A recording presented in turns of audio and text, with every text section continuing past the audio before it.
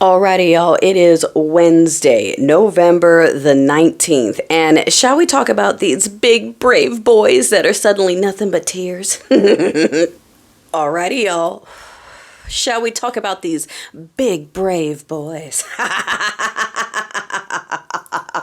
I don't know if you've seen it. If you've seen any of the videos of the frozen water force, okay, the goon squad, if you will, getting picked up, okay? So these people are getting caught for walking around, brandishing you-know-what at children, soliciting minors for the thing, you know the thing, holding people hostage, running people over, actually pewing people. What else? The list goes on and on and on. So they're starting to be identified. Some of them are getting detained themselves, arrested, facing charges. And what are they doing? What are they doing? All that bold, ha, ha, ha, liberal tales, ha, I'm a patriot, goes right out the door. You see them in there crying, but I've been doxxed, you guys. Don't you know what that means? It means everyone hates me. Do you know what it's like when everybody just hates you? Oh, you mean what it's like to be...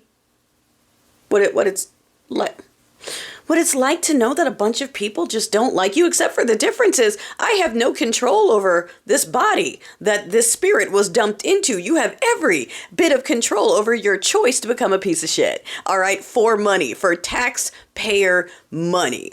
All right. And that goes triple for the traitors to their communities. And you know who I'm talking about. There's a lot of Rodriguez's and Garcias floating around in the goon force. OK, proudly taking out. We're going to say kin. OK, because in our community, that's kin. You don't have to actually be related. Just happy as clams. OK. All right. Showing off themselves. Did you see the one that we found? He was walking around he was driving without his mask. We found his page, and it was nothing but posts of all his colleagues, maskless, liberal tears. Guess which tears are coming next? I don't know if y'all saw, this is slightly unrelated, but on Faux, they are already telling people, hey, just buy a couple gifts for your kids, okay? Let's focus. Let's be smart. Don't buy gifts for people if you have to mail it. Mailing gifts, that's expensive, okay? Just remember back in the beginning when Big Stinky said, hey, just maybe buy your kids one doll this year. Remember that in the beginning? They told y'all. They told y'all like we told y'all. Now we have to sit here and wait for the slow butch to catch up to the same stop that the rest of us have already been waiting at since last year, okay? So yes, they are now on there saying, don't buy grandma a gift. Don't buy gifts you have to mail, okay? Shop, but just make sure you're okay. Hamburger helpers back, everybody. Okay? These people, these folks who, like I said, can't add 2 and 2 with their shoes on and still get 4, okay, are celebrating this man removing some of the taxes that he put in place in the first place. He made the mess, he created the tariffs, and now he's pulling some of them back on food because there's backlash, and they're like, yay for what? Yay for what? You don't get to knock over the milk and then throw a newspaper on it, and I'm not saying yay for that. This reminds me of this dude that I used to date, who was willfully unemployed and who used to regularly ask me whenever he was mad, what was I bringing to the table for him? I don't know why that came to mind, but it's like a similar thread. I feel like ladies in general were kind of fed up as, yes, we already knew about the pick-me's, but to watch that many men come forward and say, what about the celebrities, you guys? What about the athletes? What about the innocent men that are going to be mentioned in here? We can't ruin their lives. And it is just triggering the PTSD for every woman in this nation that has ever heard any version of that. Hey, let's not ruin his future over what he did to you. Hey, why are you airing your dirty life? That's y'all's business. You're embarrassing yourself by talking about how that man treated you. Okay, just hey, stop talking about it. All right, what if it goes to court? They're going to use it against you, the fact that you're telling people what he did to you. Okay, keep it private so that when you get to court, they can ask you, how come you didn't say anything this whole time?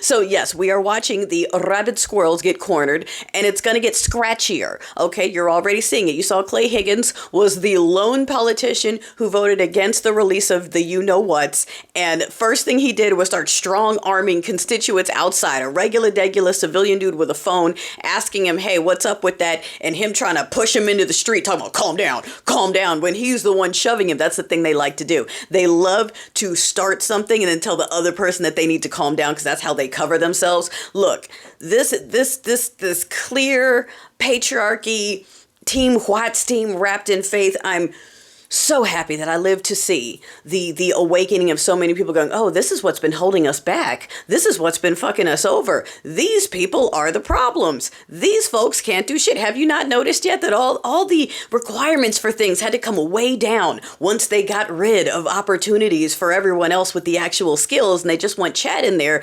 They're taking Chad with criminal history, can't pass the test, can barely read, can't pass the fitness, doesn't matter. Okay, and that's across the board. They are dismantling. They don't want to feed people. They don't want people to be healthy. They're not going to sign off on anything that saves the Affordable Care Act, although they don't have a replacement. Doesn't matter. They're not saving that. They don't want to feed the kids. They're dismantling educational programs and grants. And yes, a lot of things are going to get stuck up in court. I don't think them actually they're going to try, but they're going to try. Okay. And the fact that we still have people thinking that this regime is somehow going to be held to some law, that they're going to hold themselves accountable, is laughable. That is why the neurofeisties are burnt out. We're tired of going, neurotypicals, you need to do something. The neurotypicals going, no, we need to follow the same protocols we always have. And that's definitely going to work here. I know they cultivate them because they don't like thinking outside the box, and they're everywhere. And now we're trying to wake them up. We're trying to wake up. The feisties are trying to wake up the normies to realize that you're going to have to go outside of the box this time. Yeah, you're not going to be able to depend on all the things you're used to depending on. We have to do something new. I know, scary. That's not your thing unless someone else is telling you to do it. By someone else, we mean, like an old man in a diaper behind a pulpit saying, now you can do this. And then you believe in it fully. Or if it was a man of color doing half of what this regime is doing. If it was Obama in there, we wouldn't have to coach y'all on anything. You would get all kinds of feelings that you can't describe, and you would immediately know exactly what you need to do to fix the situation. But because it's old stinky, nobody knows.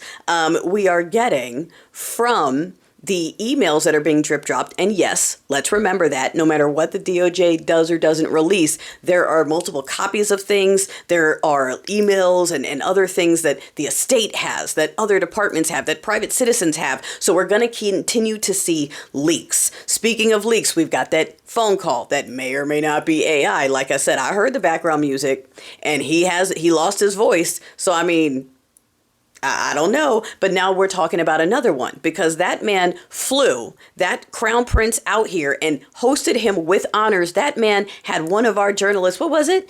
Was it a bone saw or a meat grinder? Whatever it was nasty. Okay. It wasn't just a regular degulo. They took someone out. They sent a message when they took him out. And the president sat there, the same president who's scared of Mamdani, the same people who are scared of Mamdani and Sharia law clapped when someone responsible under Stinky's administration the last time. Okay, so per his own intelligence, that's the man that was responsible for that loss of life. And he just sat up there and said, he's a very fine man. He had nothing to do with it. He's my buddy. I blow everyone away.